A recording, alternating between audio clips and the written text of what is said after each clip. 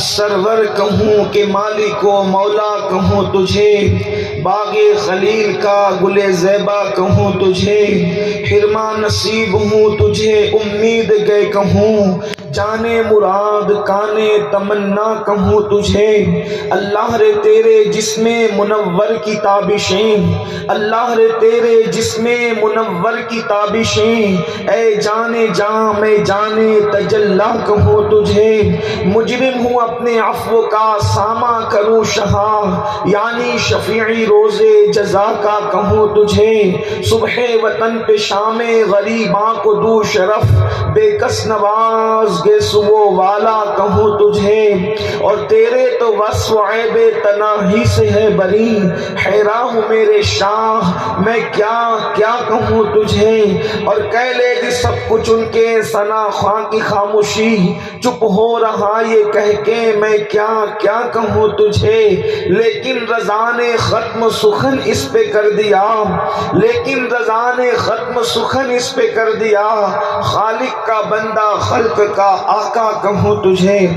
آج کی یہ خوبصورت حسین و جمیل محفل حضور سیدی مولانا ضیاء الدین چشتی رحمت اللہ علیہ کی سرپرستی میں کربلا میدان کے اندر سنی دعوت اسلامی جو سواد اعظم اہل سنت و جماعت کی عالمگیر تحریک ہے، اس کا عظیم الشان ایک روزہ روح پرور سنی اجتماع کے اختتامی لمحات کے اندر ہم سب اپنے وقت کو خوبصورت لمحات کو گزارنے کی سعادت حاصل کر رہے ہیں، اور انشاءاللہ میرے بعد ہمارے قائد ہمارے امیر کا ایک مفکرانہ مدبرانہ لاہ عمل سے بھرپور خطاب آپ سماعت کرنے کی سعادت حاصل کریں گے انشاءاللہ تبارک و تعالی۔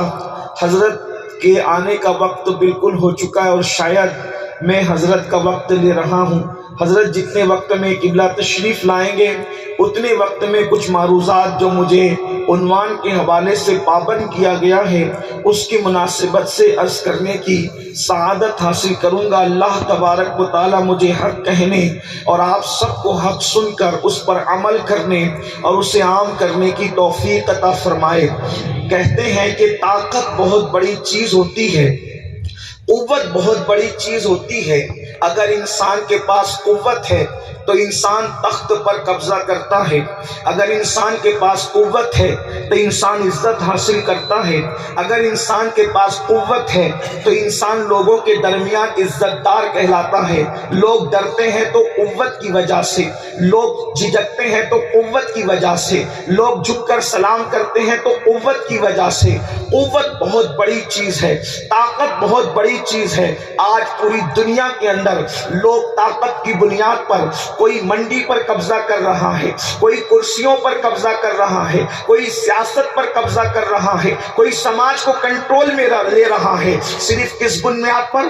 قوت کی بنیاد پر، طاقت کی بنیاد پر۔ پتہ چلا طاقت بڑی عظیم چیز ہے، قوت بڑی عظیم چیز ہے، لیکن حیرت کی بات یہ ہے انسان طاقت والا بننے کے لیے، قوت والا بننے کے لیے ایک سے ایک ہتھیار بنا رہا ہے، دولت کو اکٹھا کر رہا ہے، دولت کو جمع کر رہا ہے، لیکن اللہ اکبر، چاند پر پہنچنے والا انسان، مریخ پر بستی بسانے کا پلان کرنے والا انسان، ستاروں کی انجمن پر پانی تلاش کرنے والا انسان اب بھی اس بات پر حیران ہے کہ انسان کے پاس قوت آتی کب ہے؟ دولت ہو تو قوت آتی ہے، دولت ہو تو طاقت آتی ہے، انسان کے اللہ اکبر، انسان کے پاس ہتھیار ہو تو طاقت اور قوت آتی ہے، مگر انسان اب بھی اس تحقیق کے اندر حیران ہے کہ آخر ہتھیاروں کی بنیاد پر قوت اور طاقت آتی ہے، مال کی بنیاد پر طاقت اور قوت آتی ہے، لیکن واللہ اللہ جنہوں نے بدر میں 313 نہتوں نے 1000 کے گنڈوں کو جو شکست دی تھی، آخر ان کے پاس ہتھیار تو تھا نہیں، ان کے پاس کون سی قوت تھی، ان کے پاس کون سی طاقت تھی؟ ہاں جنہوں نے اللہ اکبر تاتاریوں کے فتنوں کو پانی ڈال کر کے سرد کیا تھا اور کعبہ مٹانے والوں کو خود کعبے کا پاسبان بنا دیا تھا، اتنی بڑی طاقت اور قوت والوں سے ٹکرا کر ان کو زیر کرنے والی کون سی قوت تھی، کون سی طاقت تھی؟ اور آج بھی کروڑوں ہتھیار کے باوجود دنیا لرزہ بر اندام ہے، تو محمد محمد الرسول اللہ پڑھنے والوں سے لرزہ برندام ہے، آخر ان کو کون سا خطرہ ہے؟ اللہ اللہ، جس قوم کو گلیل چلانا نہیں آتی اس قوم سے آخر سپر پاور لرزہ برندام کیوں ہے؟ مسلمان اس فلسفے کو سمجھے نہ سمجھے، دنیا اس فلسفے کو اچھی طرح سمجھتی ہے۔ ہتھیاروں کی قوتیں اتنی طاقتور نہیں ہوتی، میزائلوں کی طاقتیں اتنی مؤثر نہیں ہوتی جتنا قوت عشق مؤثر ہوتی ہے، جتنا طاقت عشق مضبوط اور انسان کو قوت بخش ہوتی ہے۔ عشق کی طاقت کیا ہے؟ عشق کی قوت کیا ہے؟ یاد رکھنا، ہتھیار ساتھ چھوڑ سکتے ہیں، ہتھیار کو چھینا جا سکتا ہے، ہتھیار کو چرایا جا سکتا ہے، لیکن قوت عشق ایسی چیز ہے جو کبھی ساتھ نہیں چھوڑتی۔ حتیٰ کہ قوت عشق کا عالم یہ ہے جب دوست ساتھ چھوڑ جاتے ہیں تب بھی قوت عشق ساتھ نہیں چھوڑتی، جب سایہ ساتھ چھوڑ جاتا ہے تب بھی قوت عشق ساتھ نہیں چھوڑتی، جب سب ساتھ چھوڑ جاتے ہیں حتیٰ کہ ماں باپ چھوڑ جائیں مگر قوت عشق ساتھ نہیں چھوڑتی، حتیٰ کہ اولاد ساتھ چھوڑ دے قوت عشق ساتھ نہیں چھوڑتی۔ قوت عشق وہاں تک جاتی ہے جہاں تک انسان کا گمان بھی نہیں جاتا ہے، قوت عشق تو قبر کے اندر جاتی ہے، حتیٰ کہ نکیرین بھی عشق والوں کا احترام کرتے ہیں۔ اہل سنت کا امام کہتا ہے نکیرین کرتے ہیں تعظیم تیری، فدا ہو کے تجھ پہ یہ عزت ملے۔ نعرہ تکبیر، نعرہ رسالت، عشق و محبت، عشق و محبت، اللہ سبحان اللہ۔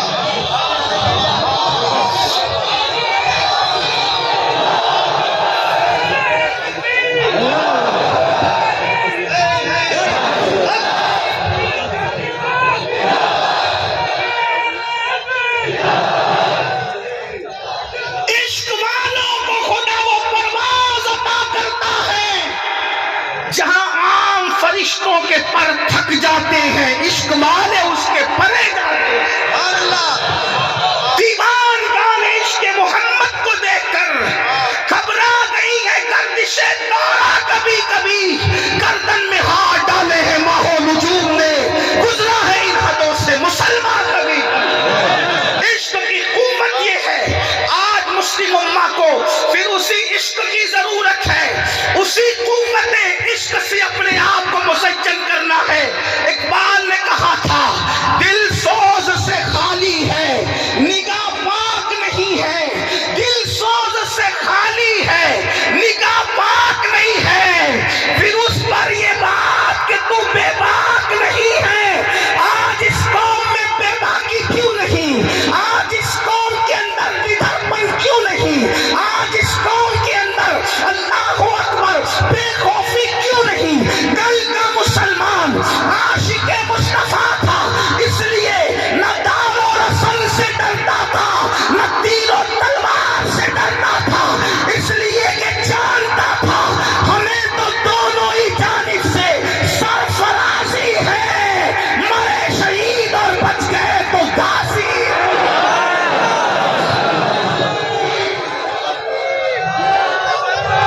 آج اس قوم کے پاس ویسا عشق نہیں جس عشق کی اس قوم کو ضرورت ہے، اس لیے کہ صوفیہ فرماتے ہیں جس کے پیٹ میں حرام ہوگا اس کے پیٹ میں عشق نہیں آ سکتا۔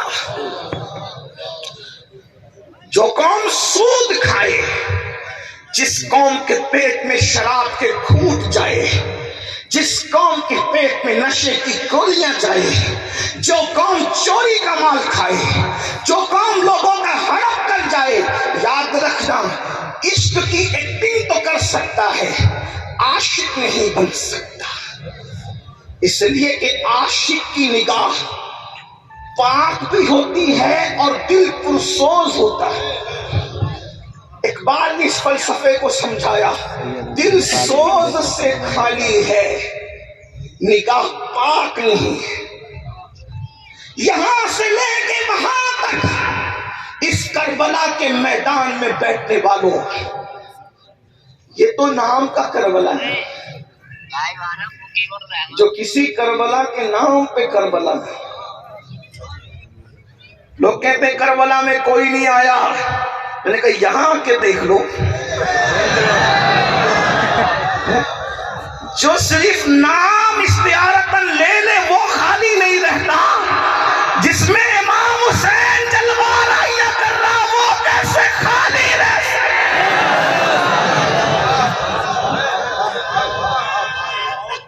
اللہ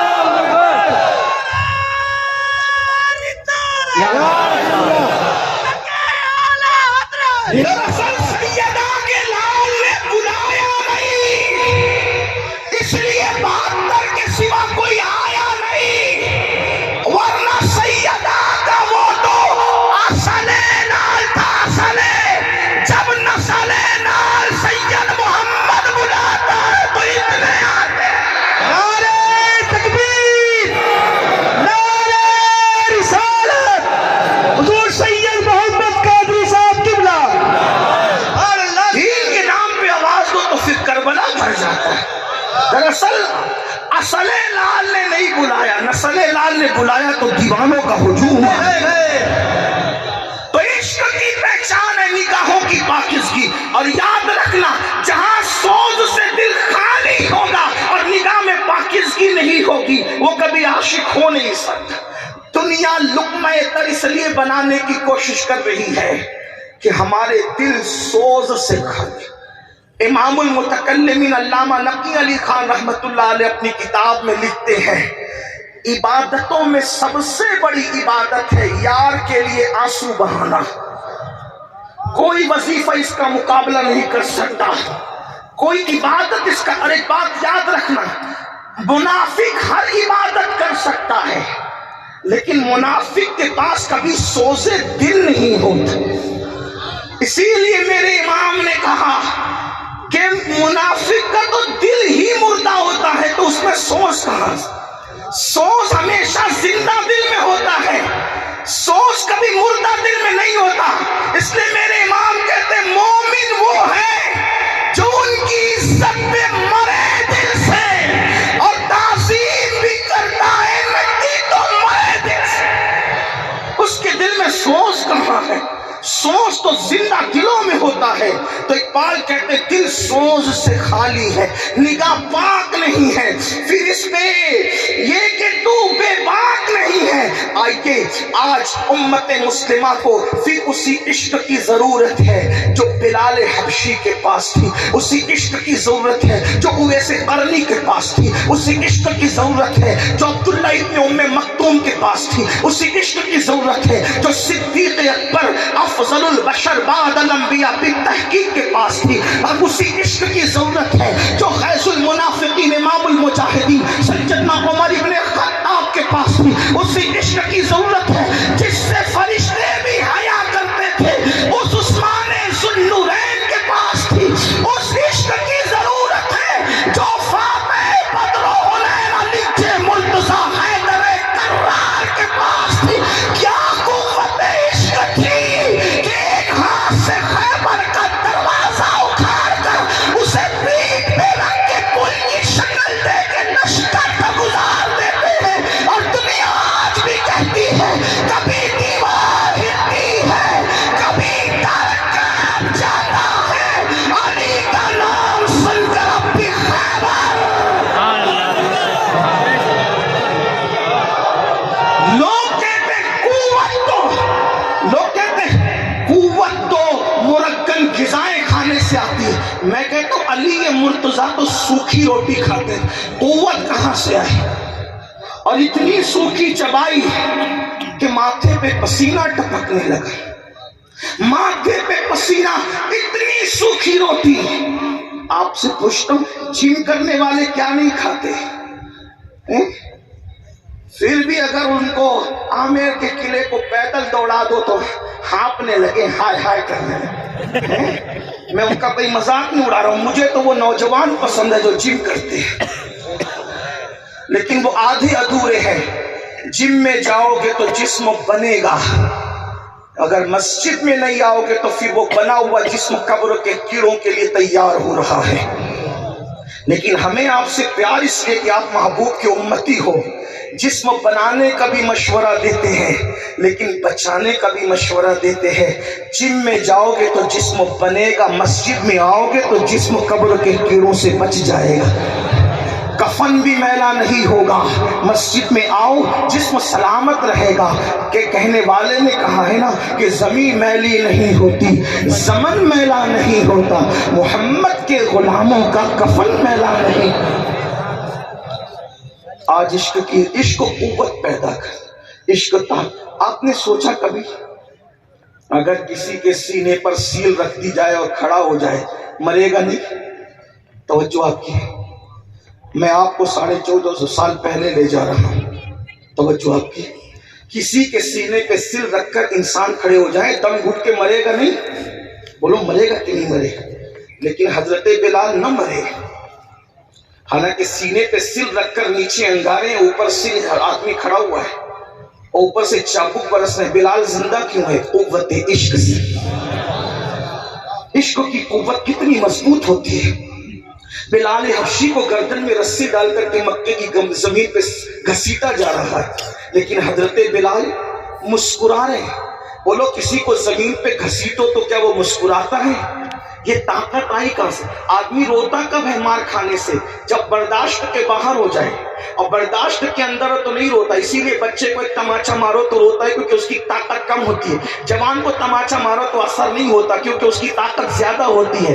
تو آدمی روتا کب ہے؟ جب برداشت کے باہر ہوتا ہے. بلال کو کھینچا جا رہا ہے پھر بھی مسکرا رہے. مطلب کیا؟ ابھی بلال کی طاقت کے اندر ہے. بلال کو لٹایا جا رہا ہے انگاروں پر پھر بھی مسکرا رہے کیونکہ بلال کی طاقت کے اندر ہے. بلال کے سینے پہ جب وہ سیل رکھ کر آدمی کھڑا کیا جا رہا ہے کیونکہ اب بھی بلال کی طاقت کے اندر ہے. بلال انسان ہے نا انسان. ابھی آپ نے سنا قاری صاحب سے کہ 70-75% پانی تو سب کے یہاں ہے. آخر پانی اتنا قوت والا نہیں ہوتا کہ برداشت کر سکے. اگر پانی میں اتنی قوت ہے تو چلو تم بھی برداشت کر کے بتاؤ کیونکہ تم بھی تو بشر ہو. مگر بلال برداشت کر رہے ہیں کیوں؟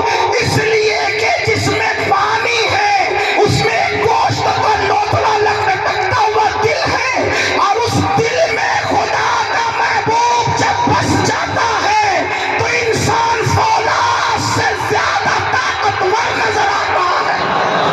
اسی لیے جرمنی کی خاک چھاننے والا مفکر ڈاکٹر اقبال اپنی قوم کو پیغام دیتا ہے ہتھیار کے پیچھے دوڑنے والوں اتنے ہتھیار دنیا میں کبھی نہیں بنیں گے کہ سب کو ہتھیار میسر آئے. مل بھی جائے تو چلانا سب نہ جانے. اقبال نے کتنا خوبصورت مشورہ دیا. قوت عشق سے ہر پست کو بالا کر دے. قوت عشق سے ہر پست کو بالا کر دے. دہر میں اسم محمد سے اجالا کر دے.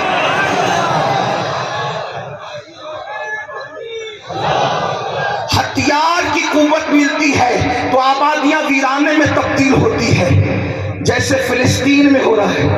اور عشق کی قوت ملتی ہے تو ویرانے آباد ہو جاتے ہیں. یہ قوت عشق ہے. ایک بات کہوں، 10 مشرکین اگر کھڑے ہو منکرین اسلام، آج آپ کا جم کرنے والا پہلوان چھوکرا بھی جانے کی ہمت نہیں کرتا. پورا ہندوستان شرک میں ڈوبا ہوا تھا. علی اور زہرا کا لال اکیلا آیا کیسے؟ اس لیے کہ اغیار کے مجمع میں جانے کے لیے بھی تو ڈیرنگ چاہیے، قوت چاہیے. بغیر سے چمک رہی تھی. گوری کی شکست خوردہ خوردہ فوج نے کہا بابا جس نے ہتھیار زنگالود کر دیے ایسی ضدی قوم کے پاس نہ جا، ورنہ ہمارا انجام دیکھا شکست کھا کے واپس جا رہے تھے. اس مرد قلندر نے کہا تم لوہے کے ہتھیار لے کر آئے تھے، معین الدین عشق لے کر کے جا رہا ہے. یہ قوت عشق ہے. اور قوت عشق نے کیا کمال دکھایا. ہتھیار ناکام ہو کر چلے گئے لیکن قوت عشق کی جب تلوار اٹھی تو 90 لاکھ بھی عاشق بنتے ہوئے نظر آئے. توجہ فرمائی. یہ ہے آج ہمیں ضرورت اس بات کی ہے. چونکہ میرے پاس ٹائم کی قلت ہے، مجھے کبھی بھی اپنی گفتگو مکمل کرنی پڑے گی، اس لیے میں آپ کے سامنے ایک روایت پڑھتا ہوں تاریخ سے. آپ عاشق کیسے بنیں گے؟ عاشق بننے کی دعوت ہم بار بار دیتے ہیں. عاشق کیسے بنو؟ آنکھوں میں چمک کیسے پیدا ہوگی، دل میں نور کیسے آئے گا، کیسے طاقت آئے گی؟ عشق کی نعرے تو ہم بہت لگا چکے، عشق کی باتیں تو بہت کر چکے، عاشق کیسا ہوتا ہے؟ آئیے مجھے ایک عاشق نظر آ رہا ہے تصورات میں، آج سے 1400 سال پہلے کا، جوان ہے۔ ایک بات بتاؤں، اللہ کے رسول کو جوان بہت پسند تھے، حضور جوانوں سے بہت پیار کرتے تھے۔ اقبال کی شاعری کا عنوان بھی جوان ہے، حضور کو بھی جوان پسند تھے۔ میرے آقا فرماتے ہیں جوانوں کی عزت کرو، کیونکہ جب ہم نے نبوت کا اعلان کیا تو بڈھوں نے رد کر دیا، جوانوں نے قبول کر لیا۔ اسی لیے دیکھیں حضور کے ساتھ جتنے لگے تھے سب جوان تھے، حضور علیہ السلام خود بھی جوان تھے، صدیق اکبر بھی جوان تھے، فاروق اعظم بھی جوان تھے، عثمان غنی بھی جوان تھے، مولا علی بھی جوان تھے، سعد بھی جوان، سعید بھی جوان، طلحہ بھی جوان، زبیر بھی جوان، خالد بن ولید بھی جوان، بلال حبشی بھی جوان، ابو ہریرہ بھی جوان۔ وہ جوانوں کی ٹیم تھی، اور حضور تو رہے آخری دور تک کے ظاہری طور پر جوان ہی، 10 بال بھی داڑھی کے سفید نہ ہوئے تھے، 10-12 بال، اور حضور دنیا سے تشریف لے گئے۔ اللہ کو گوارا نہ ہوا کہ میرے محبوب پر ویسا بڑھاپا آئے جیسے لوگوں کے اوپر آتا ہے۔ اللہ نے محبوب کو بڑھاپے سے بچایا، تو حضور جوان تھے، اس جوانوں کی ٹیم تیار کی۔ سعد بن ابی وقاص کہتے ہیں میرے چہرے پہ داڑھی کے بال بھی نہیں نکلے تھے، تب میں نے رسول اللہ کے ساتھ احد کے میدان میں مکے والوں سے جنگ کی تھی۔ سب جوان تھے۔ جوانوں، قوت عشق پیدا کرو۔ قوت عشق وہ ہے کہ حبشی آقا بن جاتا ہے۔ تاریخ میں آتا ہے کہ فاروق اعظم جیسی ہستی حضرت بلال کو کہتی تھی یا سیدی بلال۔ جس دن بلال کا وصال ہوا فاروق اعظم کہتے تھے آج ہمارا آقا دنیا سے چلا گیا۔ خیر دیکھیں تو صحیح، حبشی کو عربی آقا کہہ رہا ہے، آخر یہ کیا چیز تھی جس نے حبشی کو آقا عرب میں کہلوایا؟ عرب میں جس کی آقائیت کا اعلان ہوا، آخر اس حبشی کے پاس کیا تھا؟ اسی کو قوت عشق کہتے ہیں، اسی کو قوت عشق کہتے ہیں۔ تو آئیے 1400 سال پہلے چلتے ہیں۔ ایک جوان ہے جس کا نام عبداللہ ابن حذیفہ ہے، رومیوں کے ساتھ جنگ ہوئی ہے۔ رومی مطلب عیسائی، عیسائیوں کے ساتھ، رومیوں کے ساتھ جنگ ہوئی ہے، اور حضرت عبداللہ ابن حذیفہ اور ان کے ساتھ کثیر تعداد میں جوانوں کو گرفتار کر لیا۔ منکرین اسلام کی یہ سازش رہتی ہے کہ مسلمان نوجوانوں کو مارنے کی بجائے ان کا مذہب بدلنے کی کوشش کریں۔ وہ اگر اپنے مذہب میں داخل نہ بھی ہوں تو کم از کم وہ مسلمان نہ رہ جائیں۔ اپنے آپ میں ڈوب کے سوچو ان کی سازش کو تم نے کتنا کامیاب کیا، کتنے مسلمانوں، کیسے مسلمان، کون سی مسلمانیت ہے جس میں فجر کی نماز پوری زندگی سے غائب ہے؟ کون سی مسلمانیت ہے چڈی پہن کر آپ کی بیٹی انگلش اسکول میں جا رہی ہے؟ کون سی مسلمانیت ہے آپ کی بیٹی ننگے سر ولیمہ میں شریک ہو رہی ہے؟ مسلمانوں کی تہذیب تو یہ ہے کہ چچا کے بیٹے سے بھی پردہ ہو، پھپھی کے بیٹے سے بھی پردہ ہو، خالہ کے بیٹے سے ہی پردہ ہو۔ جب یہ لوگ سنتے تو کہتے ہیں مولوی لوگ پرانی باتیں کرتے ہیں۔ یاد رکھنا یہ مولوی کی بات نہیں ہے، یہ مولا کا حکم ہے، اور مولوی پابند ہے مولا کے حکم کا۔ آج جو لوگوں کو درد ہے نا کہ بیٹیاں بھاگ کیوں رہی ہیں، ہم نے کہا اس کے ذمہ دار تم خود ہو۔ جب تک بیٹیاں کو سیدہ فاطمہ کے رستے پہ چلاتے تھے تمہاری بیٹی کب بھاگی تھی؟ ریکارڈ تو بتاؤ۔ جب دوپٹے کو بھی چاند و سورج نہیں دیکھ پاتے تھے تب بیٹیاں کب بھاگتی تھی؟ لوگ کہتے ہیں مولانا غربت ہے غربت، میں نے کہا غربت آج سے پہلے زیادہ تھی، ابھی بہت دولت ہے۔ ابھی تو سگنلوں پہ جو بھیک مانگتے وہ بھی 3 مرتبہ پیٹ بھر کے کھانا کھاتے ہیں۔ غربت کا مسئلہ نہیں ہے، مسئلہ تربیت کا ہے۔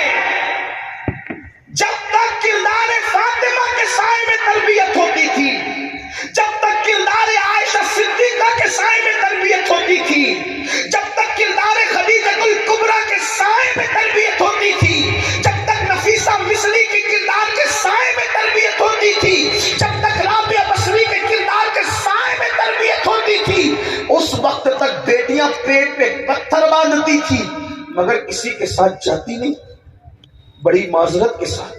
آج 30 سال کی عمر کو پہنچتے پہنچتے بہت کچھ گنوا دیا جاتا ہے، اس وقت 60 سال کی عمر میں بھی اگر رشتہ نہیں آتا تو بیٹی باپ کی چوکھٹ انگال کر جاتی بھی نہیں تھی 60 سال تک۔ غوث پاک کی امی جان کی شادی کب ہوئی؟ غوث پاک کی امی جان کی شادی نکاح کب ہوا؟ 60 سال کی عمر میں۔ اور ان کے ابا کیا کہہ رہے ہیں؟ میری بیٹی لنگڑی ہے۔ تو لنگڑی کیوں ہے؟ جو کبھی باپ کی چوکھٹ انگال کر کہیں نہ گئی ہو تو کہا وہ لنگڑی نہ ہے تو پھر کیا ہے؟ 60 سال کی عمر میں۔ وجہ تربیت تھی، تربیت تھی، تربیت۔ آج تربیت بھی، اور یاد رکھنا علم معلومات میں اضافہ کر سکتا ہے، علم و انسان کا دل نہیں بدل سکتا اس وقت تک جب تک کسی صاحب دل کی صحبت میں نہ بیٹھے۔ اسی لیے اللہ نے صرف کتاب نہیں بھیجی بلکہ کتاب کے ساتھ ہر وقت مربی بھیجا۔ توریت آئی، صرف کتاب نہیں، ساتھ میں مربی بھی آیا حضرت موسیٰ کی شکل میں۔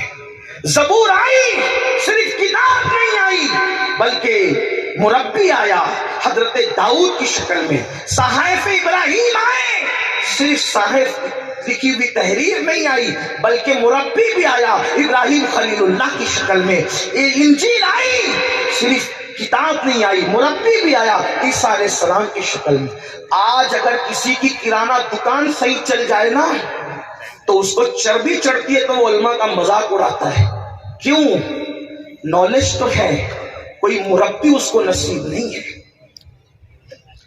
اگر آج کسی کی چپل کی دکان پر کوئی لکھپتی بن جائے تو پھر پہلی بیوی سے اس کا دل نہیں بھرتا، افیئر کے رشتے کھول بیٹھتا ہے۔ سب ایسے نہیں ہے لیکن اللہ ماشاءاللہ گھر گھر کی کہانی بن رہی۔ کیوں ایسا ہے؟ دین سے کا مذاق اڑا رہا ہے۔ لوگ بادشاہ بن کر بھی کتنی عاجزی کرتے تھے کیونکہ کوئی اوپر مربی تھا۔ سلطان اورنگزیب عالمگیر، حالانکہ ہمارا اس کا کوئی گھریلو تعلق ہی نہیں ہے، لیکن جو ہے وہ ہے۔ آج سلطان کو بہت بدنام کرنے کی کوشش کی جائے۔ اورنگزیب عالمگیر ایک مرتبہ عید کی نماز پڑھنے کے لیے لیٹ ہو گئے اور عیدگاہ بھر گئی تھی، تو جہاں چپل لوگوں کے رکھے جاتے ہیں سلطان نے مصلی وہیں بچھا کر وہاں بیٹھ گئے۔ جس کو لوگ اکھنڈ بھارت کہتے ہیں، اس اکھنڈ بھارت کا پورے ہندوستان کا بادشاہ مسلمانوں کی جوتیوں کے پاس بیٹھ رہا ہے۔ یہاں محلے کا کارپوریٹر بھی چاہتا ہے کہ میں مسجد میں آؤں تو لوگ میرے لیے جگہ خالی کریں۔ جو لوگوں کی ووٹوں کی بھیک پر کچھ بنتے ہیں ان کا یہ حال ہے۔ وہ خاندانی طور پر نسل بعد نسل بادشاہ تھا، لیکن لوگوں کی جوتیوں کے پاس مسلح بچھا کر کے بیٹھ گیا۔ تربیت کا نتیجہ دیکھو، دل والوں کے پاس، اہل عشق کے پاس بیٹھنے کا نتیجہ دیکھو۔ جب کسی نے گزارش کی محی الدین عالمگیر اٹھ کر کے تھوڑا آگے بڑھ جائے، یہاں چپل ہے، تو کہا یہ بادشاہ کا دربار ہے، بادشاہ کا۔ بادشاہ ہم نہیں ہیں، بادشاہ حقیقی تو وہ ہے جس کے کرم سے لوگوں کو تخت تاج نصیب ہوتے ہیں۔ بادشاہ کے یہاں کوئی بادشاہ نہیں ہوتا۔ جب میں دیر سے آیا ہوں تو میں یہیں بیٹھوں گا کیونکہ رسول اللہ کا قانون یہی ہے، میں کچھ بھی کر سکتا ہوں، قانون رسالت نہیں توڑ سکتا۔ جب ہم نے تحقیق کی کہ بادشاہ ہو کر بھی وہ بگڑا کیوں نہیں، آخر وہ ایسا کیوں رہا، تو پھر ہمیں ہندوستان کی تاریخ نے جواب دیا کہ یہ کام اس نے کیا تھا جو امیٹھی کی سرزمین پر ملا جیون کے نام سے مشہور تھا۔ اس نے عشق کا ایسا بیج بو دیا تھا کہ بادشاہ ہو کر بھی اس کے قدم اکھڑتے ہوئے نہیں نظر آئے۔ اگر بات آ گئی تو بات عرض کروں، آج مسلمان کا لڑکا بائک پہ بیٹھتا ہے تو اس کے قدم زمین پہ نہیں رہتے، لڑکیوں کو تاکتے جھانکتے جاتا ہے، اوقات بھول جاتا ہے۔ کیوں؟ کوئی تربیت نہیں۔ جس نے تاج محل بنایا لوگ اس کو بڑی گالیاں دیتے ہیں، یہ شاہ جہاں تمہارا بادشاہ ہے۔ دلی کی جامع مسجد بن رہی ہے، اعلان ہوتا ہے سنگ بنیاد وہ رکھے گا جس کی اصل اور عشاء کی سنت غیر موقعہ کبھی ترک نہ ہوئی ہو۔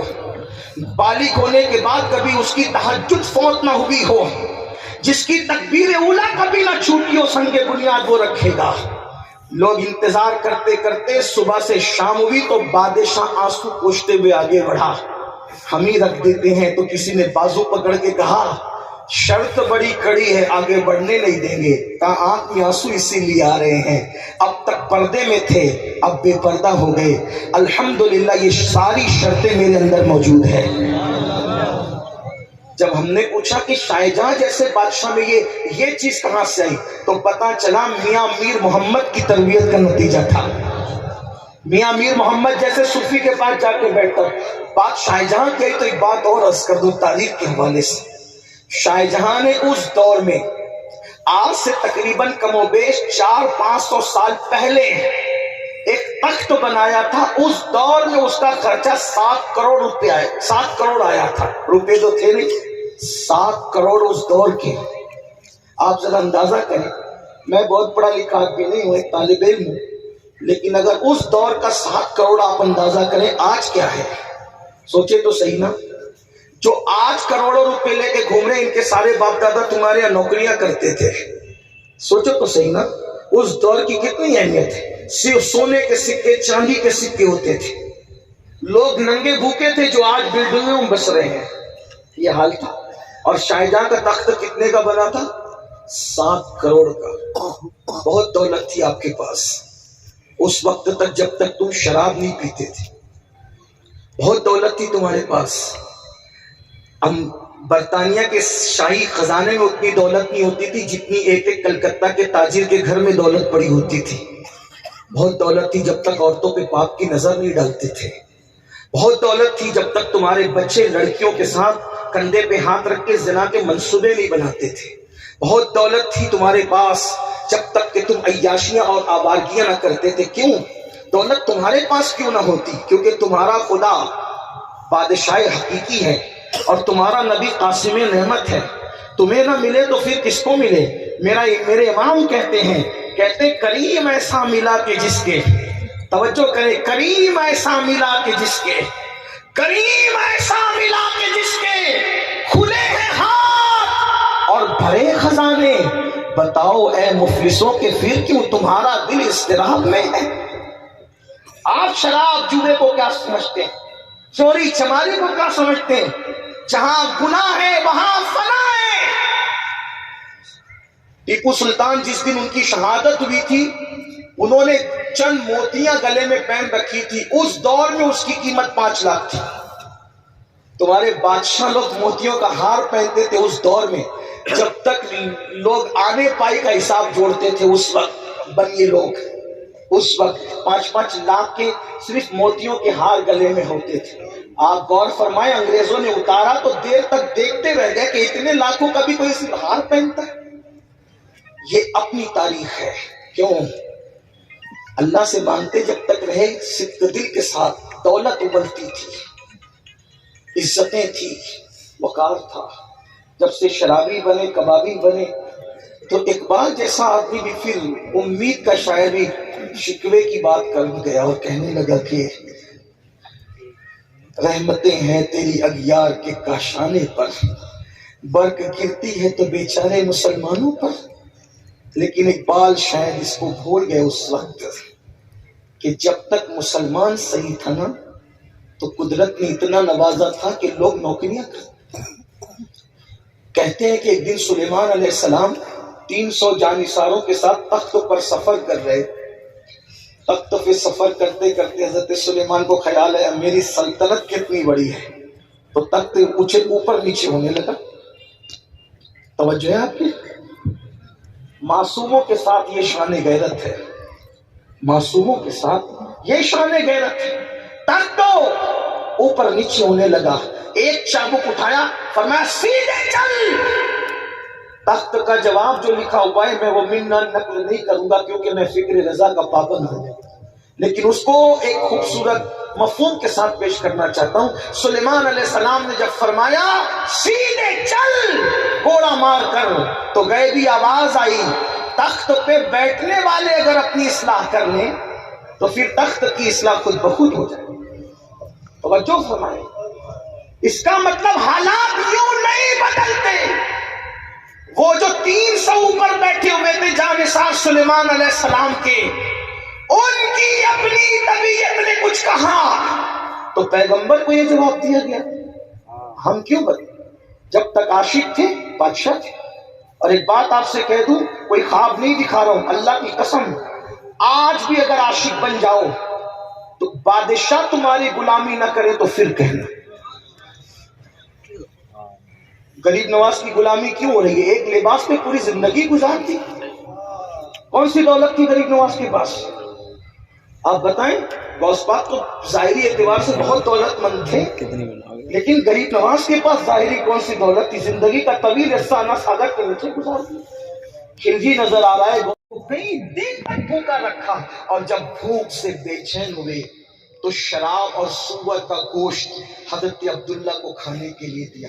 حالانکہ حالت اضطرار میں، اضطراری حالت کے اندر، یعنی کہ جب موت سامنے ہو تو پھر اس طرح کی چیزیں آنے پر پھر علماء کی طرف سے اجازت ہوتی ہے کہ جان بچا لیں.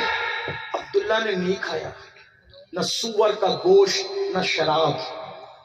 جب پوچھا بلا کر کیوں نہیں کھاتے، کہا کہ اس حالت میں تو کھا سکتے ہیں، مگر کھا کر کے تجھے خوش کر کے اپنے ایمان کی کمزوری کا ثبوت نہیں دے سکتا، اس لیے نہیں کھایا.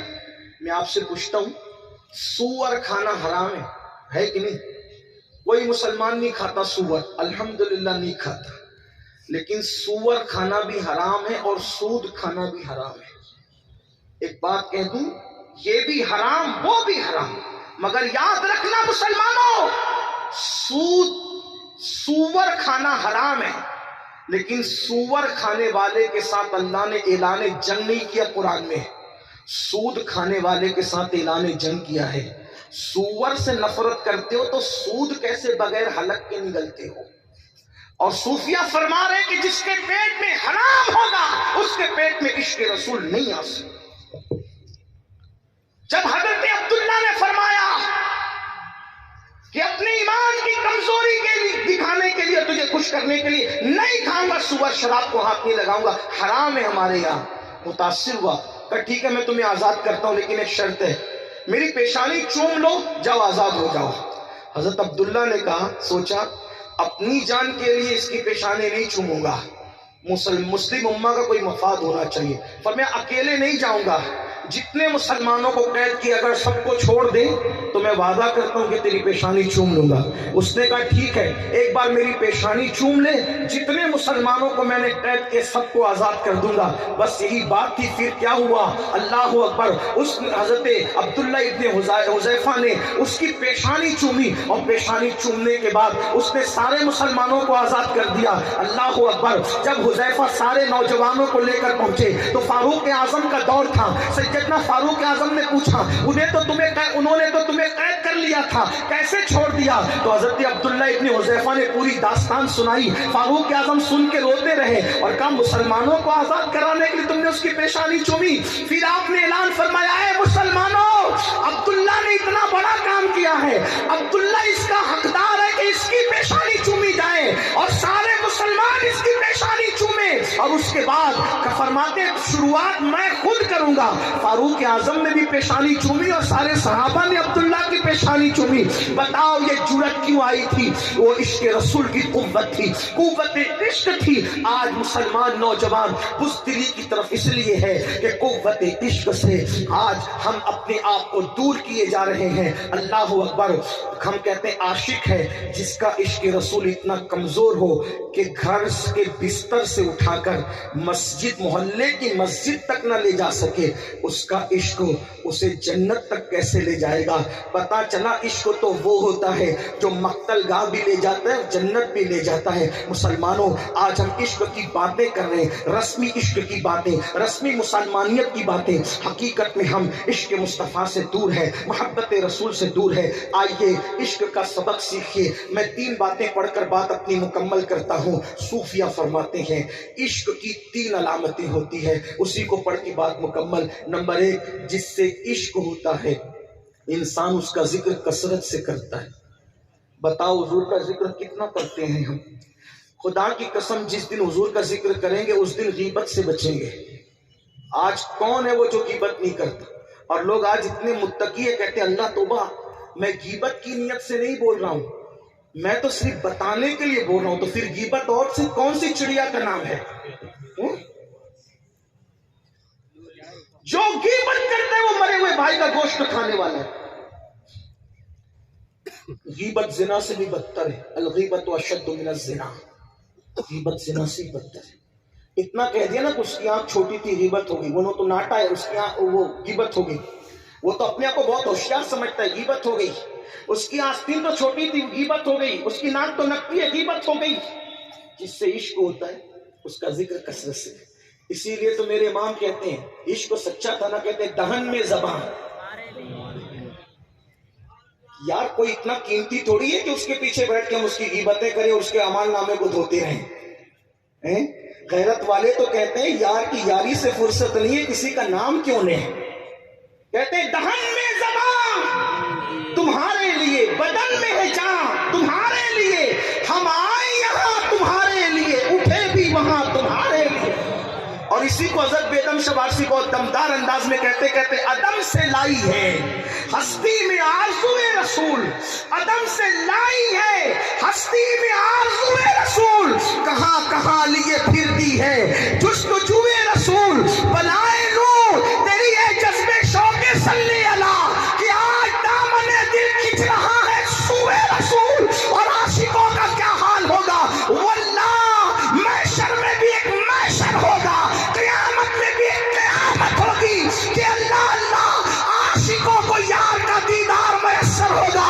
بیدم شاہ کہتے ہیں عجب تماشا ہو میدان حشر میں بیدم کہ سب ہو پیش خدا. ایک بار مجھے بھی دیکھ لے، تقریر دیکھی بھی جاتی ہے صرف سنی نہیں جاتی. عجب تماشا ہو میدان حشر میں بیدم کہ سب ہو پیش خدا اور میں روبرو رسول.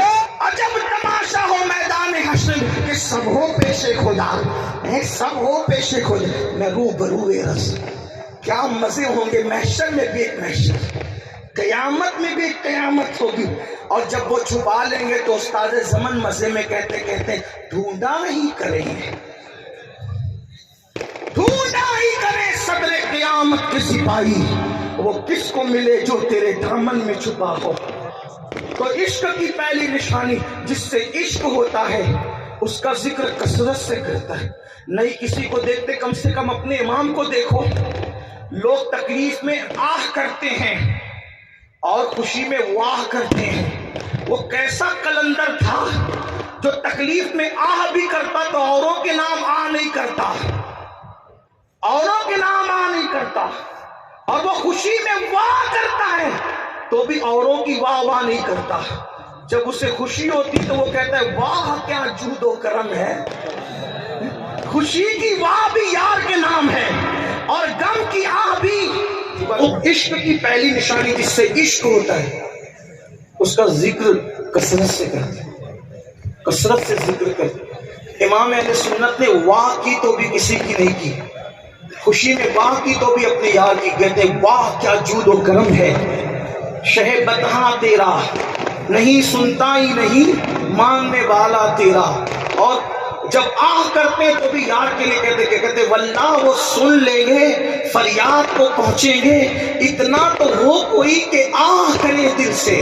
وہ واہ بھی یار کے لیے، آہ بھی یار کے لیے. اللہ اکبر. گھر میں خوشی ہوتی ہے تو سحرے کا آغاز بھی یار کے نام سے ہوتا ہے، اور چھوٹے بھائی کا انتقال ہوتا ہے تو بھی جی جزاک نعرہ تکبیر، نعرہ رسالت، حضور امیر سنی دعوت اسلامی، حضور داعی کبیر، عطائے حضور مفتی اعظم علماء اہل سنت سنی دعوت اسلامی. اللہم صلی علی سیدنا مولانا محمد معدن الجود والکرم وآلہ وصحبہ وبارک وسلم. صلاۃ و سلام علیک یا رسول اللہ صلی اللہ تعالی علیہ وسلم. حضرت تشریف لا چکے ہیں. حضرت کا انتظار تو میں نے پہلے ہی بتایا کہ ہمارے قائد، ہمارے امیر، جن کی محنتیں، کاوشیں عشق رسول کی انقلاب آفری آواز نے آپ کے ہم سب کے دلوں میں انقلاب بپا کر رکھا ہے. 2 جملے کہہ کے میں اپنی بات پوری کرتا ہوں کہ بھائی کی میت پر بھی جب وہ قلم اٹھاتے ہیں تو کوئی مرثیہ لکھنے کی بجائے کہتے ہیں آنکھیں رو رو کے سجانے والے، جانے والے نہیں آنے والے، وہی تو ملکی ہے ماشاء اللہ، مٹ گئے آپ مٹانے والے، اس نے تیرا سنا دیکھا نہ سنا، کہتے ہیں اگلے زمانے والے، جگمگا اٹھی میری گور کی خاک، تیرے قربان چمکنے والے، کیوں رضا آج گلی سنی ہے، اٹھ میرے دھون بچانے والے. عشق ہوتا ہے تو انسان یوں ذکر کرتا ہے. باقی 2 باتیں پھر کبھی اگر دوران گفتگو کوئی غلطی ہو تو اللہ پاک معاف فرمائے. استغفر اللہ ربی ان ربی لغفور الرحیم وما علینا الا البلاغ. السلام علیکم و رحمۃ اللہ.